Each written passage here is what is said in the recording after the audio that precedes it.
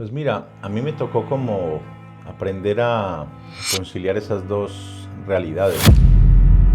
Fíjate qué tontería, ¿no? Estaba tan mal visto que un papá le diera un abrazo a su hijo. Paradójicamente crecí en un mundo donde él me llenaba de amor. Por otro lado, él de alguna manera esparcía odio, violencia por todos lados. Tienes 7 años, no te imaginas lo que significa bandido. Sí, me imaginaba un tipo que... Yo sé que desde el vamos no hubo ninguna intención de glorificar a mi padre. Pero se considera un actor que hizo un personaje que para nada se parece a mi papá. Cuentan historias de viejitas que de repente estaban viendo la televisión y la telenovela y empezaban a rezar el rosario porque querían que a don Pablo le vaya bien. Sí, la cantidad de tatuajes que se hace la gente sobre mi padre. Pero no chiquito o el nombre, no. En la espalda, la cara, pero de este tamaño inocultable. Hijos de los miembros del cartel de Cali, que fue nuestro archienemigo, pero mi padre entró en una guerra con ese cartel, con bombas y cosas, una cosa terrible. Y hoy en día yo te muestro mi WhatsApp con ellos y me envían mensajes de Feliz Navidad. Un día puso una bomba en una plaza de toros en Medellín, en la plaza de toros La Macarena, murieron 23 personas. Sino que gracias a mi primer documental, Pecados de mi padre, que es donde yo pido perdón a las víctimas públicamente, es como que me expongo deliberadamente al público frente a esta situación. A mí me sirvió para decir, conmigo no, eso no va a ser narco. Yo ya tuve el dinero del narco por montañas que casi me aplastaban y aguanté a mi país.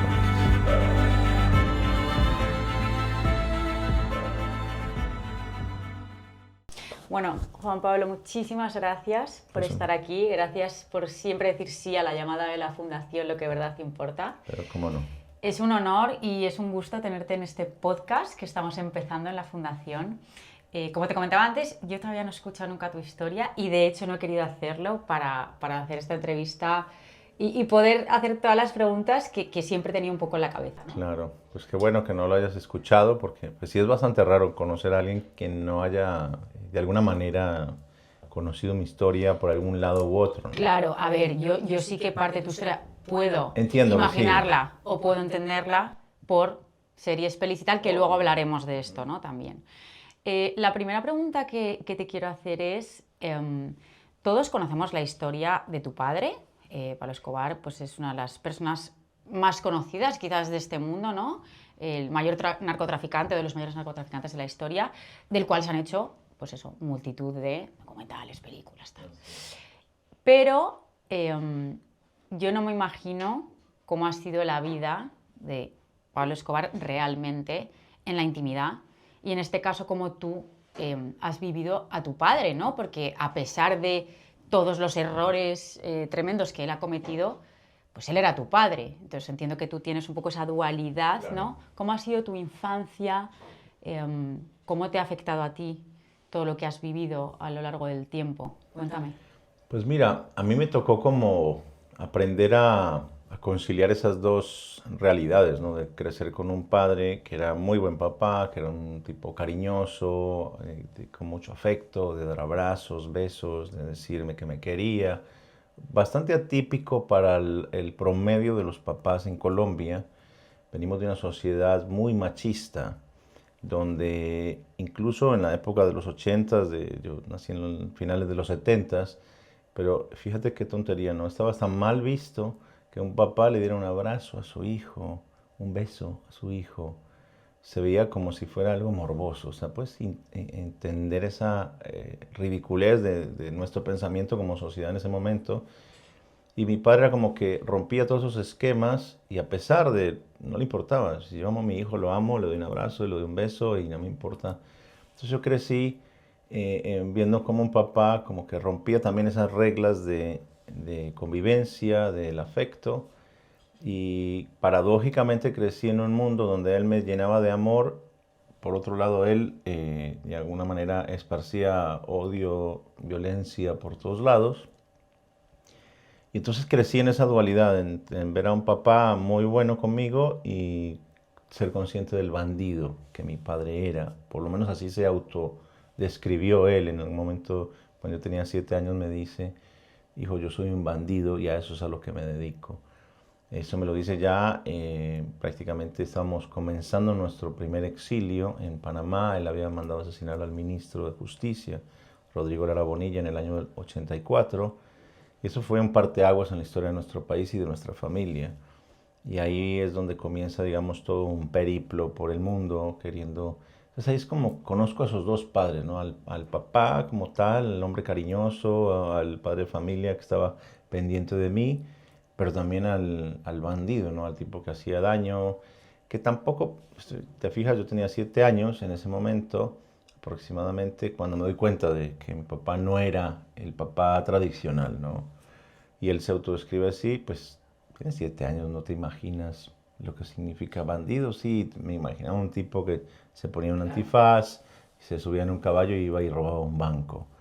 Era como el estilo de bandido que yo tenía en mi mentalidad de pequeño, ¿no? Pero definitivamente era el hombre que estaba dirigiendo una de las organizaciones criminales más peligrosas del siglo pasado. O sea, tú realmente, efectivamente, con 7 años, eres consciente hasta aquí, o sea, hasta un punto, pero tú sí veías, entiendo, muchas cosas en tu casa y luego ese huir constante, ¿no? Porque al final vosotros Permanente, ibais constantemente corriendo, huyendo, ¿no? sin ningún sentido de pertenencia, es decir, nunca ninguna casa la sentías propia, ninguna habitación la sentías propia, porque todo era como temporal, todo era efímero, todo se terminaba. Y creo que todo esto tiene que ver, y es una reflexión que yo hago muy personal, con lo mal habido, ¿no? Lo mal habido no dura. No dura por una cuestión que para mí es como esencial, es hasta energética. Yo creo en las energías y creo que aquello que tiene atrás una muy mala intención, por más que pueda ser muy redituable económicamente, no va a perdurar en el tiempo. Es una cuestión como casi que matemática, te diría yo, porque lo vi tantas veces, en tantas personas, en tantas historias, en tantas personas tan inteligentes que decían, a mí sí no me va a pasar. Y te acaba pasando. A todos, o sea, no hay delincuentes jubilados, no, hay muy poca gente que entiende eso, muy pocos jóvenes que lo entienden porque están también obnubilados por esta manera de glorificar a los criminales que hoy tenemos en las series de televisión y demás. Mi padre es uno de tantos, ¿no? Y entonces ver a gente que piensa que la criminalidad es el camino que los va a llevar al éxito y que cree de verdad en eso, digo, qué desperdicio de talento y de tiempo y de energías en algo que finalmente no te va a perdurar. Totalmente. Que es el mensaje que es, a veces tarda más la gente en percibir, en entender de lo mal habido, ¿no? De que eso no va a durar. Si ya lo hiciste al revés y ya te fuiste en contramano, olvídate que tarde o temprano la vida te va a decir, así no es. Y qué bien que sea así, ¿no? Y qué bien que sea así también, absolutamente. Ahora que has sacado el tema de las series y de las películas y los documentales y todo lo que se habla de tu padre, ¿es real todo lo que se ve? Estoy de acuerdo contigo en que de alguna manera u otra acabas idolatrando, ¿no? Aunque tú sabes... Te enamoras del personaje, sí, te lo pintan sí, para que te enamores así. sí, Es una manera de seducir al televidente. totalmente. Pero pasa muchísimo. En millones de películas y tal, de alguna manera te muestran pues la parte a lo mejor buena o el carisma de esa persona y se te acaba olvidando, ¿no? Oye, esta persona es un asesino, esta persona es un delincuente, esta persona es un tal y nos pasa a todos, ¿no? Y yo quería saber cuánto hay de verdad en todo lo que hemos visto sobre tu padre. Pues mira, hay un fenómeno muy particular e interesante. La primera serie de televisión que se hizo sobre mi padre se llama El Patrón del Mal. Esa es la que yo vi. Exacto, tiene como 80 capítulos, una barbaridad. Yo luego no vi Narcos ni nada, ¿eh? Yo solo vi El Patrón del Mal. Interminable, o sea, Sí. es como... y entonces esa serie, fíjate que hay una particularidad, la escribieron víctimas de mi padre, directamente. Víctimas directas de mi papá, entonces tú te imaginas que, obviamente, viniendo de ese origen, la historia, pues va a ser una historia aleccionadora, va a ser una historia que te invita a la reflexión y no es una oda al capo de la mafia, ¿no? Pero sin embargo, y yo sé que no hubo, por eso menciono que fue escrita por víctimas, yo sé que desde el vamos no hubo ninguna intención de glorificar a mi padre. Pero se considera un actor que hizo un personaje que para nada se parece a mi papá, pero que en el imaginario colectivo sí se parecía como la gente se lo imaginaba, y el tipo hizo un muy buen papel como ese Pablo, que yo no lo, la verdad no lo veo ni cerquita a mi papá, pero la gente, como no tiene forma de compararlo, pues Claro, dice, así es Pablo claro, Escobar, claro. punto. Entonces, claro, construye él un personaje como muy, a veces está gracioso, chabacano, bromista, muy extraño en su manera y conectó de una manera con la gente increíble.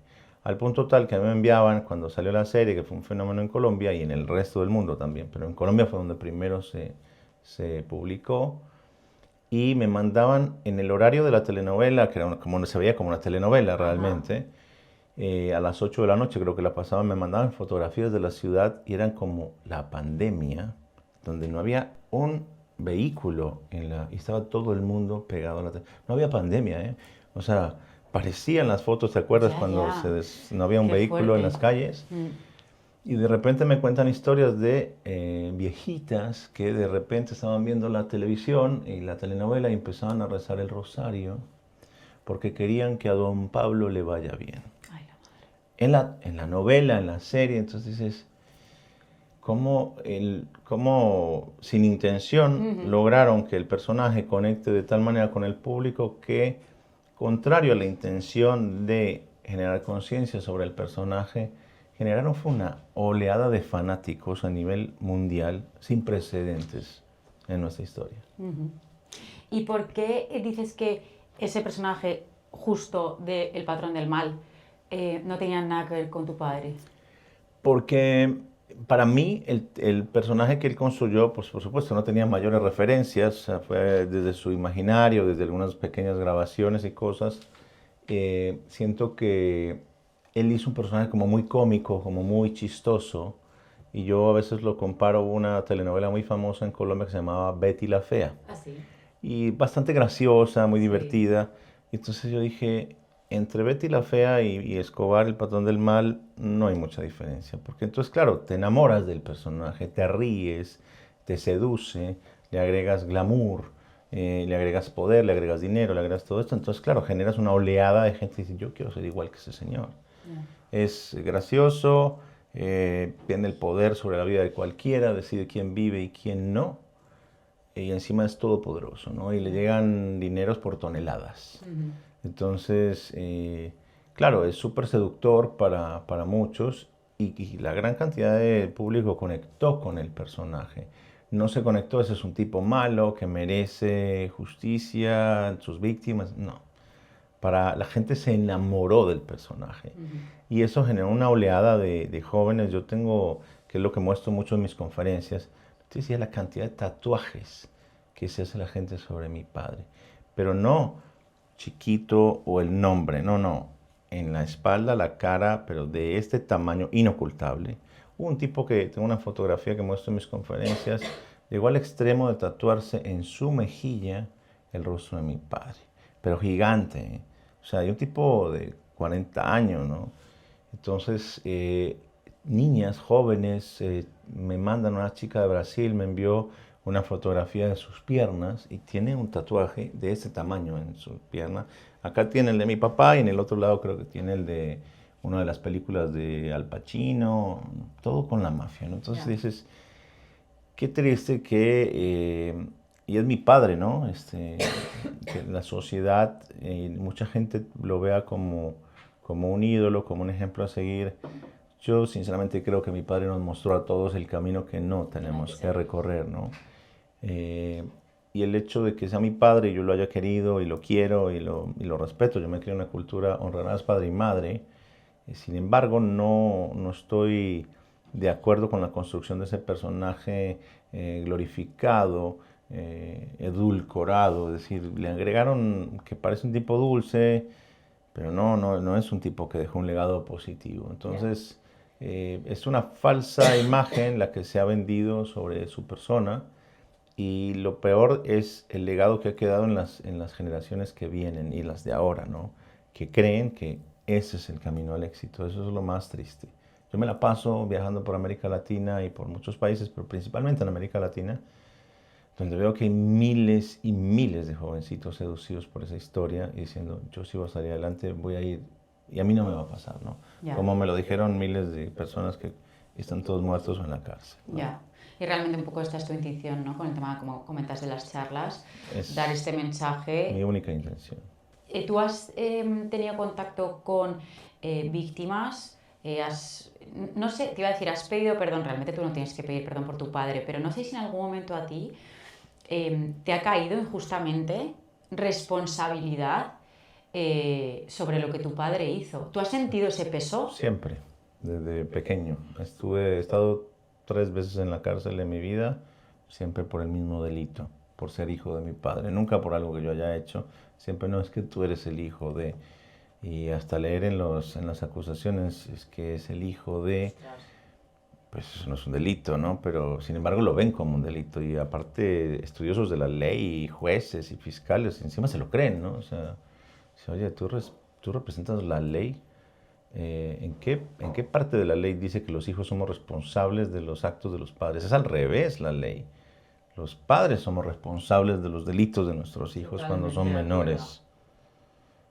Pero es un disparate absoluto, y ya terminas como que vas a luchar contra eso, contra la ignorancia, contra la indecencia de otros que te acusan por sus propios prejuicios y no por lo que tú hayas hecho, ¿no? Entonces, pero ya no, y tampoco pretendo victimizarme desde ese lugar, simplemente creo que hoy en día queda muy claro que aquel que sin tener una noción clara de la ley me acusa de algo que no hice y me responsabiliza por actos de mi padre, el que termina siendo delincuente es aquel que me acusa de esa manera, ¿no? Entonces, creo que la gente también lo termina entendiendo eso, pero ha sido difícil porque, por ejemplo, no te dan trabajo, a mí no me dan, es muy difícil conseguir trabajo para mí. Vamos juntos a intentar abrir una cuenta bancaria, simple, una cuenta de ahorros, donde con 2 euros, vamos a ver qué me dicen, vas a ver cómo me dicen que no en 50 bancos. Y yo quiero ser un tipo transparente, yo quiero ser un tipo que está dentro de la legalidad más absoluta. Entonces me explicas cómo puedo yo estar dentro de la legalidad si ni siquiera los bancos me dejan abrir una cuenta. Es decir, me están incitando a la criminalidad, me están incitando a que yo transite un camino por la vida que está fuera de la legalidad, porque me expulsan del sistema. Entonces, ¿a qué te están obligando? ¿A qué te están incitando? ¿A qué te están invitando? A que abras cuentas con terceras personas, con testaferros. ¿Para qué? Yo no quiero eso. No es que no tenga cuentas, tengo una y con mucho esfuerzo y me la han querido quitar y cerrar 50 veces. Y me ha tocado poner abogados y denuncias para que no me lo quiten y de alguna manera, pero con pinzas las llevo ahí, ¿no? Entonces es difícil porque abrirte camino ante tanto prejuicio, ante tanta discriminación, debo decir, ha sido una lucha difícil. Sin embargo, con el tiempo las cosas han ido cambiando.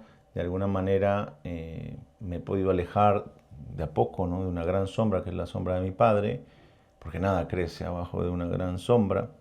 Y en definitiva siento que eso me ha dado la oportunidad de que muchos que tenían prejuicios sobre mí conozcan que, oye, sí, este chico sí tuvo la oportunidad de ser peor que su padre, pero ¿qué tal si le reconocemos que no lo hace, ¿no? Y que a pesar de que sabría cómo hacerlo, pues se queda en casa tranquilo y en vez de ir a matar a alguien, pues elige ir a visitar una prisión para hablarle a 2.200 presos y decirles la inconveniencia de seguir pensando desde la ilegalidad, o ir a hablarles a miles de jóvenes Pues yo prefiero hacer eso antes que convertirme en Para mí sería el camino más fácil, de hecho, ¿no? Pero bueno, el camino se demuestra andando, ¿no? Tú lo estás demostrando con cada paso. Y entiendo el sufrimiento que ha tenido que ser porque, vamos, me lo podía imaginar que al final tú tienes una mochila muy fuerte a tus espaldas, ¿no?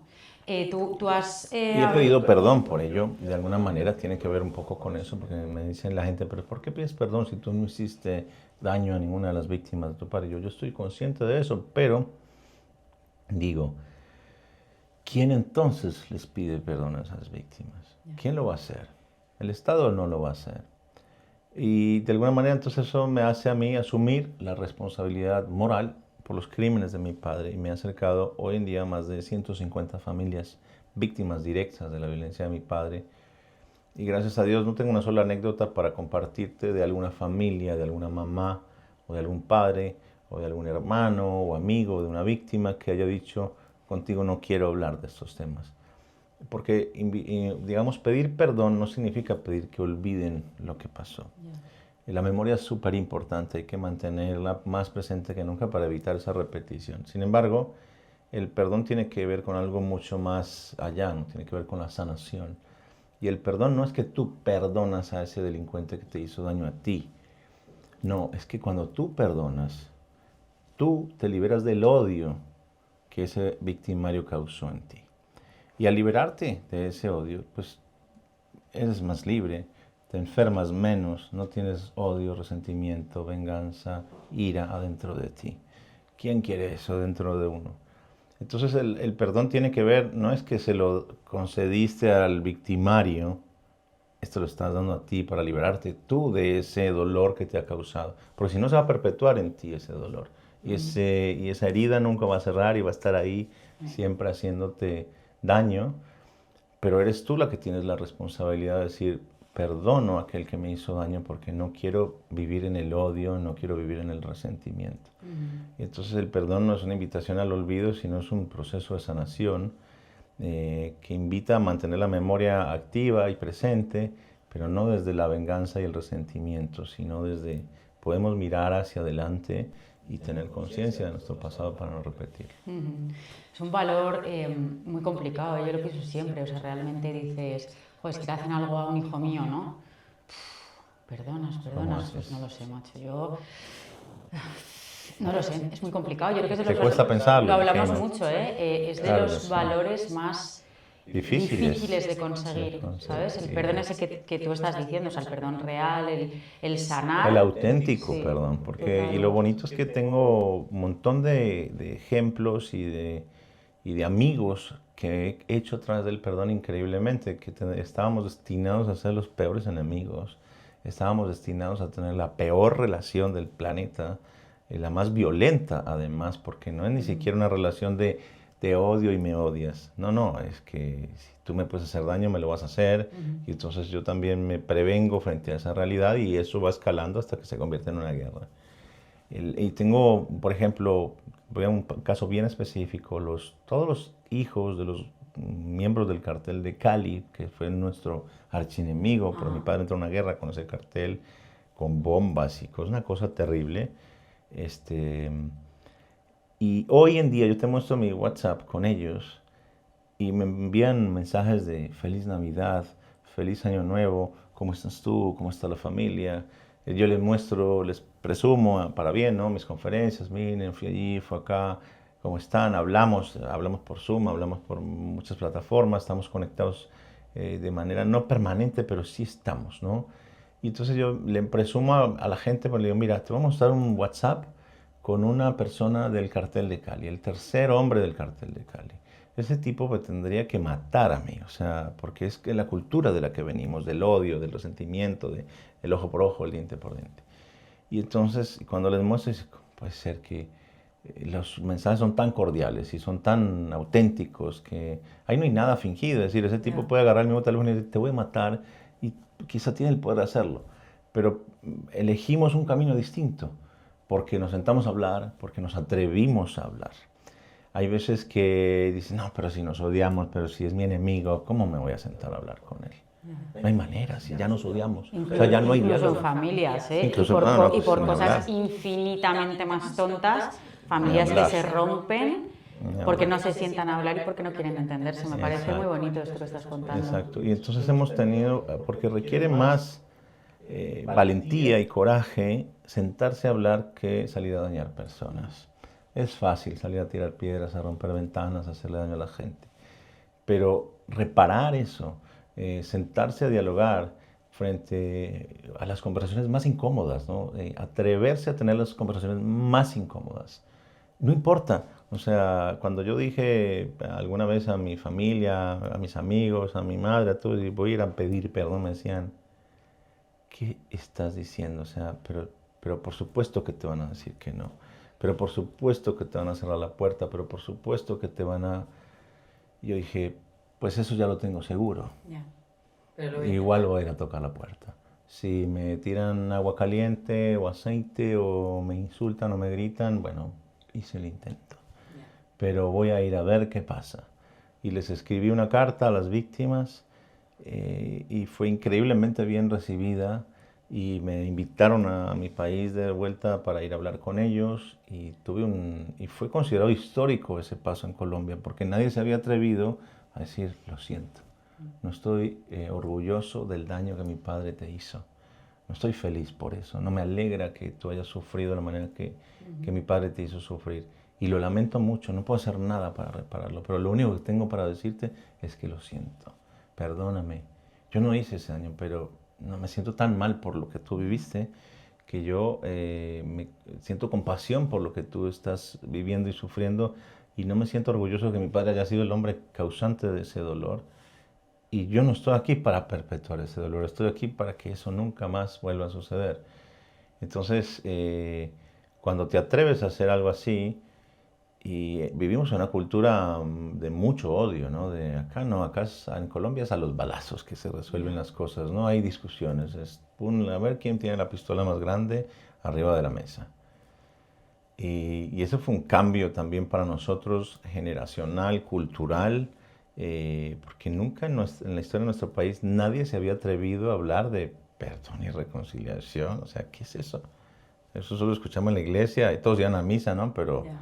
Pero practican ninguno, o sea, todos escuchan, sí, hay que perdonar, ajá, y se van a matar gente, ¿no? Ya. Entonces, pues yo dije, yo sí quiero ir un poco más allá, en vez de quedarme en la teoría, vamos a la práctica. Qué bonito. Y lo lindo es la cantidad de personas que se me han acercado. Gracias a eso, a pedirle perdón a 4 o a 5, que fueron los primeros que pude conocer, llevo más de 150, ¿no? Qué bonito.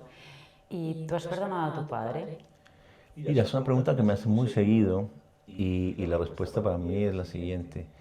Yo no puedo perdonar a mi padre, pero es porque yo no tengo nada que perdonarle. Bueno, es que será la segunda parte de la pregunta. Si es que hay algo que tú, como hijo, o sea, realmente sí que entiendo que tú en algún momento de tu vida luego pues lo habrás sanado o lo habrás tratado tal, pero sí que has tenido que tener mucha rabia, decir, joder, papá, ¿por qué no? ¿Por qué hacías esto?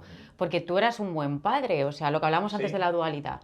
O sea, en realidad, cuando dices no tengo nada que perdonarle, a lo mejor como padre efectivamente contigo, ¿no? Pero sí que en algún momento has sentido esa rabia. Si tuvieses delante ahora mismo, no le Claro, dirías, ¿sabes ¿por qué? qué? Lo bonito de todo eso es que siempre tuve a mi padre enfrente y nunca me callé. Ah, ok. Entonces no tuve ninguno, no es que se me murió mi papá Ya. y me quedaron 10.000 conversaciones pendientes con él. Gracias a Dios, él era un padre muy abierto a conversar del tema que fuera, no habían tabúes en su vida, si era de drogas, de sexo, de violencia, de muerte, ningún problema, hablemos como con un café y listo, del suicidio, me enseñó a cómo yo tendría que suicidarme correctamente, imagínate, un padre que llega a ese extremo, pero por el miedo de que, mira, si a ti te agarran con vida, te van a torturar, te van a cortar en pedacitos, yo no quiero eso para ti. Entonces, si te agarran, pégate un tiro. Ya. Y si te vas a pegar un tiro, no te lo pegues como se lo pegan en las películas que no funcionan así. Yo como que no. Ni acá, ni en la sien, ni en la frente, ni en la boca, ni aquí abajo. Y yo, entonces, ¿en dónde es el tiro? Ya. Y me dice, no, yo le pregunté a unos médicos y me dijeron, yo le dije, quiero pegarme un tiro y morir en el acto. ¿Dónde es ese tiro? Y me dice, en el oído derecho. Y es ahí donde mi padre, en la autopsia, le encuentran porque siempre habló del suicidio, él decía, nunca me van a agarrar con vida y cumplió Ya. con su promesa. O sea, que tú con él en vida sí que hablaste De todo, no me lo que a quedó ti nada. te dolía. Le decía, papá, no mates más personas, no pongas más bombas, no hagas más daño, estás creando un caos irreversible, no sé hacia dónde vas. O sea, así, sin medias tintas.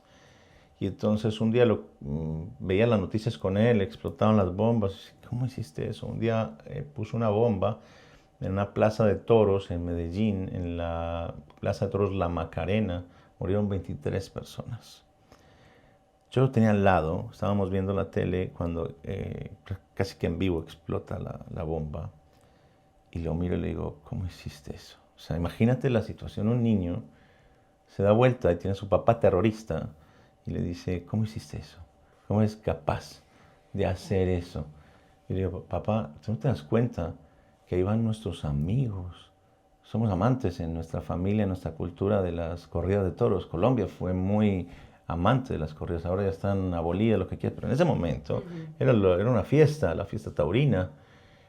Muy, obviamente todo traído de España esa cultura, pero súper arraigada. Y le dije, papá, pudiste haber matado a tu propia mamá, porque mi abuela va ahí a la fiesta taurina. Pudiste haber matado a tu propia mamá con esa bomba. Y yo dije, con esto sí le toco el corazón, ¿no? O sea, me parecía como muy fuerte para... Y me mira y me dice, hijo, guerra es guerra y se morirá el que se tenga que morir. Cuando él me contesta con esa frialdad, yo dije, oh, Dios mío, aquí no hay mucho para hacer. La verdad, ya es una persona que ya no le puedes tocar el corazón ni con su propia mamá.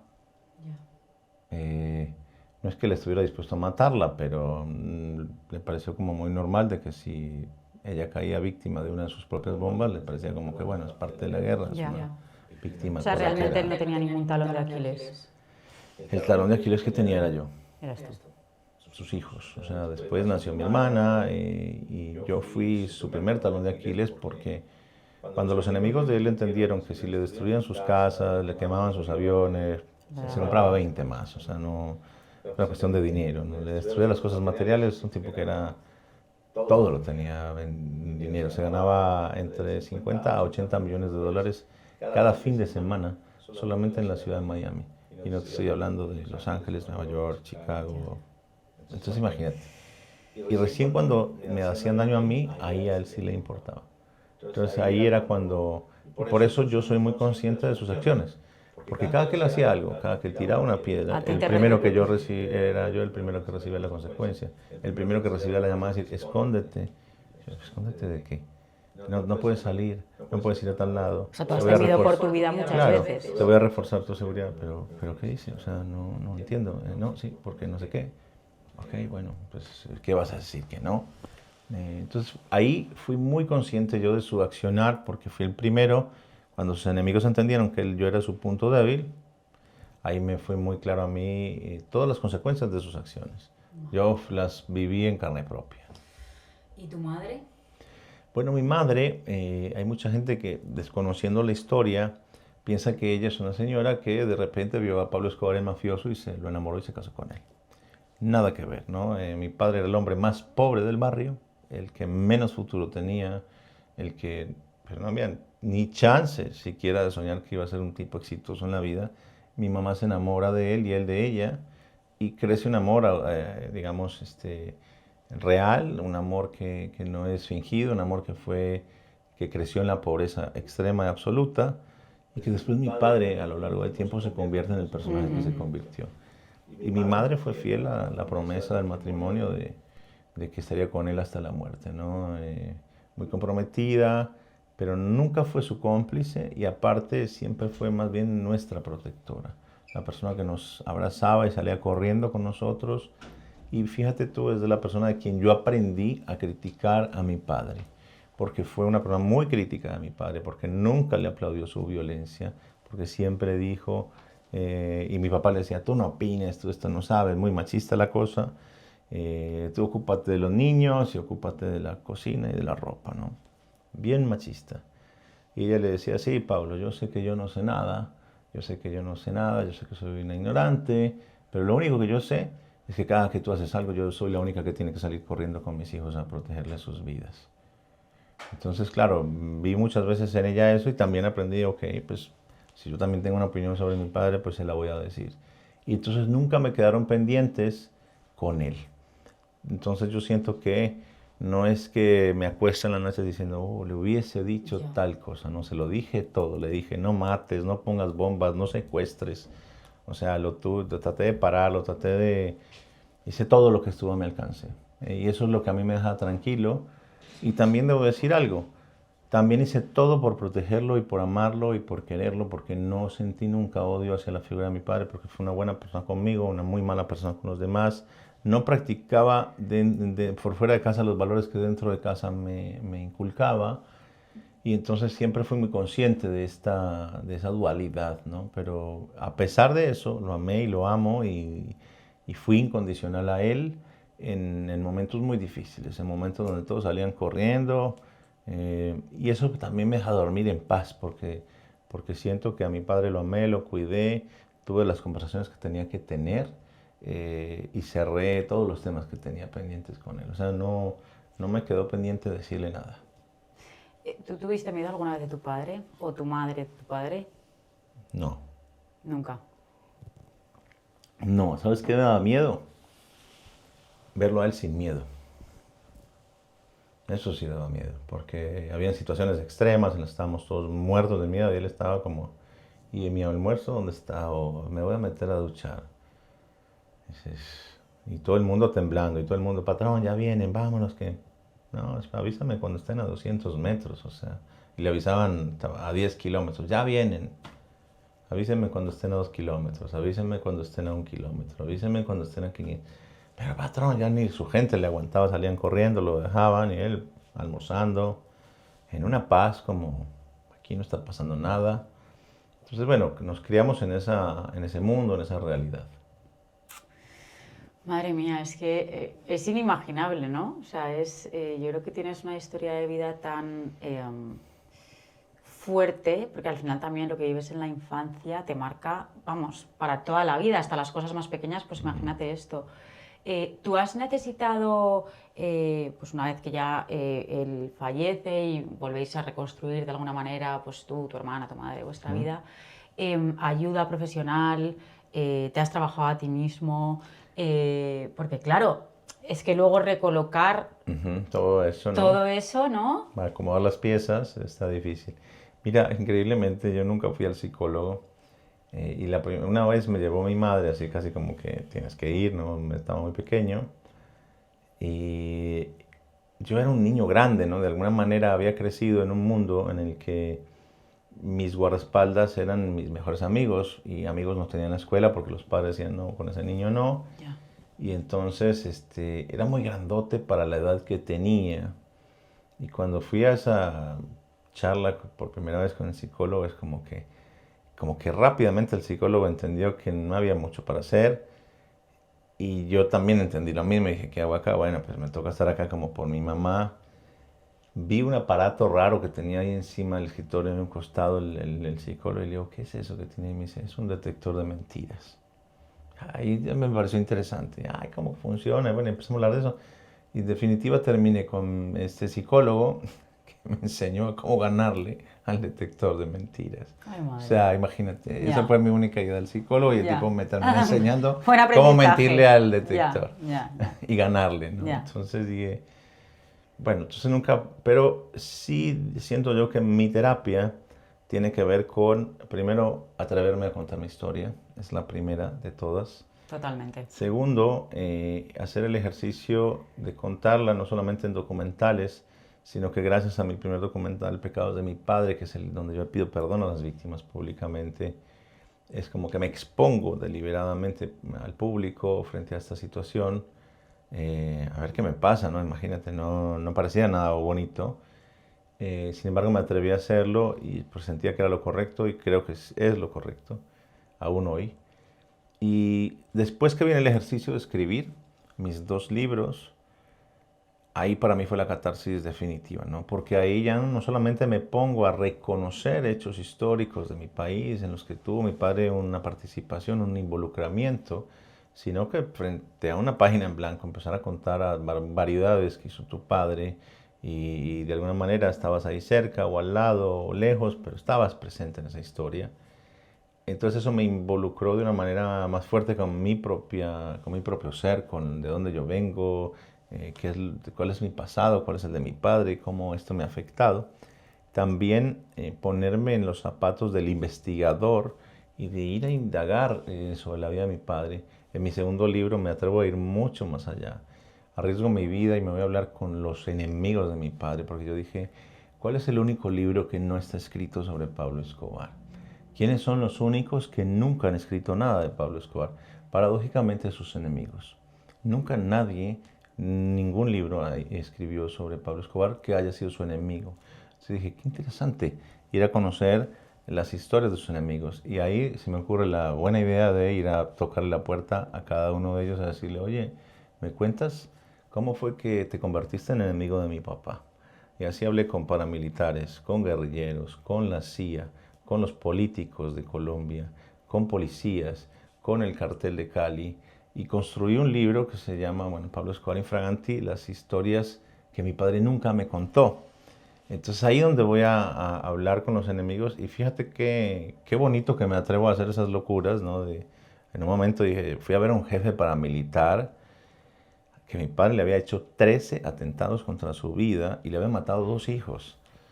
Yo llegué solo con mi editor de la editorial ahí a acompañarme con una libretita de notas, y ese tipo llegó con 25 escoltas.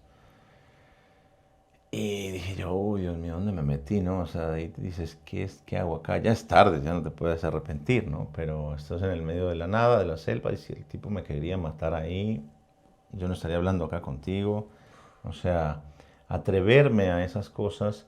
Pero lo interesante es que cuando yo llego a ver a ese tipo, el primero que se me acerca es uno de sus hijos, también una víctima, y que respondía al alias de Terror, su hijo. Ya te imaginarás.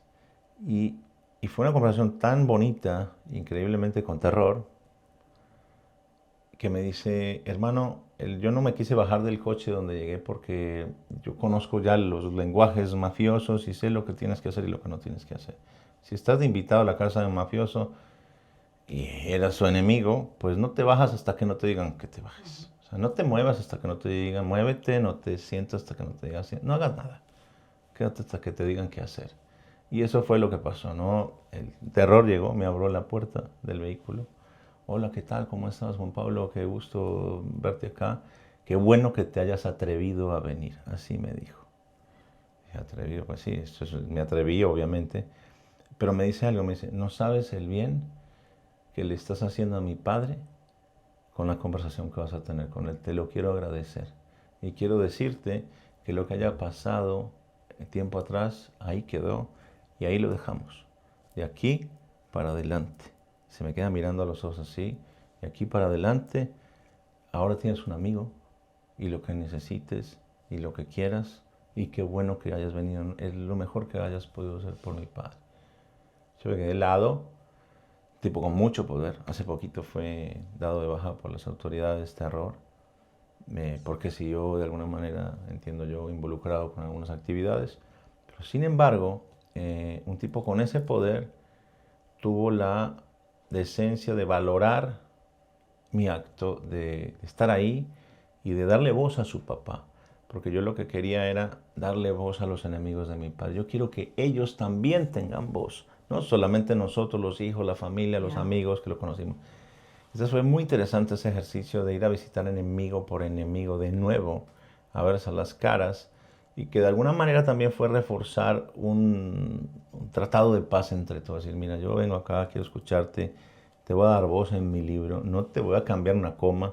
Si tú me dices que el cielo es anaranjado, así va a salir. O sea, el Señor tal dice que el cielo es naranja y así sale. Y para él es naranja y para mí no, pero para el Señor dice que... Yo creo que sin ninguna duda, al final este ha sido todo esto que cuentas, ¿no? El hablar con los enemigos de tu padre, hablar con las víctimas, contar tu historia ha sido la forma en la que tú has tenido, en la que tú te has trabajado a ti mismo y tu terapia, ¿no? Sí, pues sí, he sido mi propio psicólogo, me ha tocado.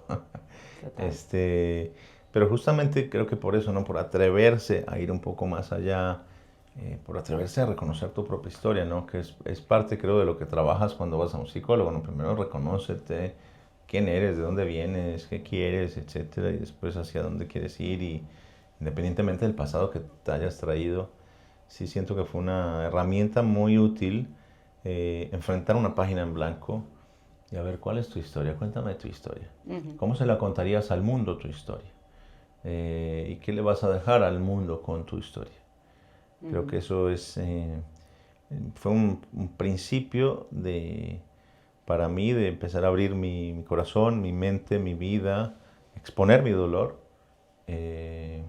sin victimizarme, pero creo que siempre desde el lugar de, mira, esto es lo que a mí me pasó y no estoy contento y quiero repararlo, Pues creo quiero que es solucionarlo. un grandísimo ejemplo de valentía y de humildad, de verdad te lo digo. Y te quería hacer una pregunta, que es un chisme, pero a mí me dejó muy impactada y seguro que hay una historia más allá de lo que vimos, ¿no? En El patrón del mal, casi al final, si no me equivoco, de la serie, cuando ya estáis escondidos en algún lado, hay una imagen impresionante de cómo, para contar el dinero que teníais, ¿no? Lo pesaban. A mí eso me dejó absolutamente impresionada. ¿Es verdad que hay detrás de todo esto? Sí, mira, de hecho, para que tengas una idea del caudal de dinero que mi padre llegó a manejar en algún momento de su vida, en sus épocas más prósperas como narcotraficante, él recibió unas ganancias aproximadas, por ejemplo, en la ciudad de Miami, en principios de los 80s. Por cada fin de semana mi padre se metía a su bolsillo entre 50 a 80 millones de dólares. Solo en Miami. Solo en Miami, sin contar Los Ángeles, Nueva York, el resto. Entonces, imagínate el caudal de dinero. Yo en mi segundo libro logré contactar a la persona que le cuidaba el dinero a mi padre. Y me dice, entonces le pregunté, bueno, cuéntame un día bueno para el negocio, es donde me cuenta esta historia de los 80 millones de dólares. Y él donde me empieza a contar que él tenía contacto directo con los bancos en Miami y que los bancos le prestaban la totalidad a sus empleados y de las máquinas que tenían para contar dinero y que ni aún así llegaban a contarlo a tiempo porque era más el dinero que llegaba que el que habían alcanzado a contar.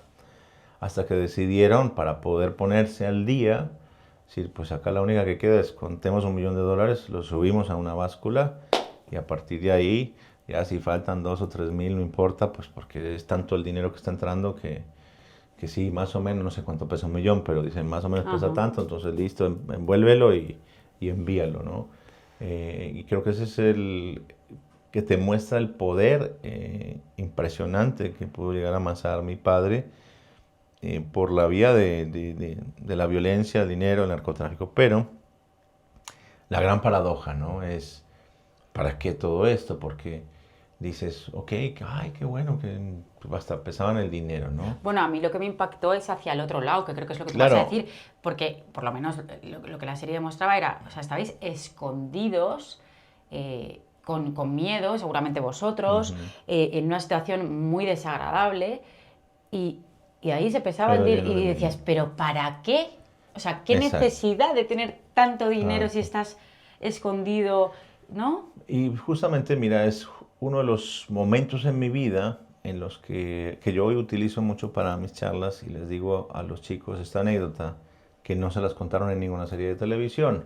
Y es como nosotros estábamos literalmente ahí sí, como en las series de televisión, con montañas de dinero, con millones de dólares tirados por toda la casa, sin siquiera no nos molestábamos en esconderlos, estaban tirados pero muriéndonos de hambre, ¿no? Porque hay una anécdota que a mí me pasa, ya mi padre era el hombre más buscado del mundo, daban 20 millones de dólares por su cabeza y la policía rodeó el barrio donde estábamos y mi papá nos dice, no usen la tele, no usen la radio, apaguen las luces, si van al baño no hablen la cadena, es decir, vamos a pretender que aquí no hay nadie, en esta casa, a ver, de pronto la policía no ingresa, están rodeando el barrio. Claro, la policía se quedó ahí, sabía que estábamos cerca, nos olía, pero no sabía dónde. Y entonces se quedaron 7 días en el barrio buscando casa por casa. Por suerte no entraron a la nuestra porque pensaron que estaba vacía. Eh, y nos quedamos sin alimentos, pero con millones de dólares. Entonces yo miraba, perdón, ¿no? El francés, pero yo miraba esos putos millones de dólares y yo decía, están acá para quitarme el hambre, ¿no? Y me han traído hambre. Están acá para darme libertad y me han quitado la libertad. Están acá para traerme lujos, bendiciones, ostentaciones y es todo lo que no tengo. Entonces yo digo, qué pena que no hayan mostrado ese pequeño capítulo, ese sí de verdad, para la juventud, que todavía creen, por ignorantes, debo decir, la mayoría, bueno, conocen bien esta historia, porque si creen que la conocen a través de la serie, están muy equivocados. No conocen nada, porque lo único que se conoce a través de la serie es la glorificación de la actividad criminal y el hacerle creer al joven que ese es el camino al éxito. Están muy mal construidas esas series desde ese lugar y deliberadamente han prescindido, han no querido contar estas historias. Pero ¿cómo vas a omitir algo tan importante y tan aleccionador? A mí me sirvió para decir, conmigo no, yo no voy a ser narco. Yo ya tuve el dinero del narco por montañas que casi me aplastaban y aguanté hambre con ellas. Podíamos habernos comprado todos los supermercados de la ciudad y toda la comida de la ciudad. Escucha esto, toda la comida de la ciudad con el dinero que teníamos en casa. Pero no teníamos la libertad y nos moríamos de hambre. Y mi padre a la par era retratado en la revista Forbes como el hombre más rico del mundo. Es que, qué y ironía, yo veía al hombre más pobre del mundo. Qué ironía. Qué ironía. Y todos se quedaron con Forbes, el más rico del mundo. No, hombre, el más pobre, el rico más pobre del mundo. Porque solo tenía dinero y no tenía libertad para usar ni un dólar de los que tenía ahí guardados. Importante mensaje, de verdad. O sea, gracias. Es que no te puedo decir nada más que gracias por todos los valores que tienes. Por lo valiente que eres, por lo difícil pues que habrán sido muchas cosas y cómo lo dices, es que no puede ser más claro, de verdad, gracias y ojalá este mensaje llegue mucho más lejos que el mensaje de las series. Esperemos que sí. Y por último te quería preguntar, ¿qué es para ti lo que de verdad importa? Importan tantas cosas, ¿no? Si pudieras decir una, es muy difícil, yo lo sé, pero a día de hoy, ¿qué es para ti lo que de verdad importa? El respeto. El respeto está todo para mí. Por las ideas del otro, por la vida del otro, por el espacio del otro, por la historia del otro, por la nacionalidad del otro, por la raza del otro. El respeto. Por todo y por todos. Y para todos. Y tú eres un claro ejemplo de eso, que lo llevas a cabo en tu vida. Gracias, de verdad, de verdad, de verdad, por estar aquí. Un placer para mí. Que un placer. Nos Pues vemos gracias pronto. a ti, esperando que a todos pues algo de esta historia nos pueda servir para mejorar un poquito nuestras vidas. Seguro que sí. Muchas gracias, A ti. Juan Pablo. Muchas gracias a ti, María. Gracias.